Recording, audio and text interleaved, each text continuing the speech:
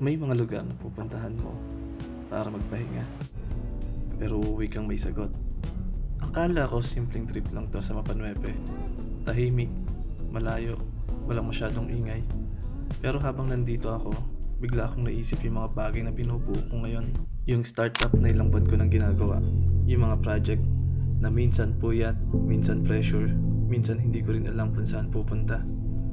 Pero siguro ganito talaga kapag may binubuo ka. Hindi laging may palakpak, hindi laging may result agad. Minsan, ikaw lang muna yung nakakakita ng mission. Parang biyahe papunta dito.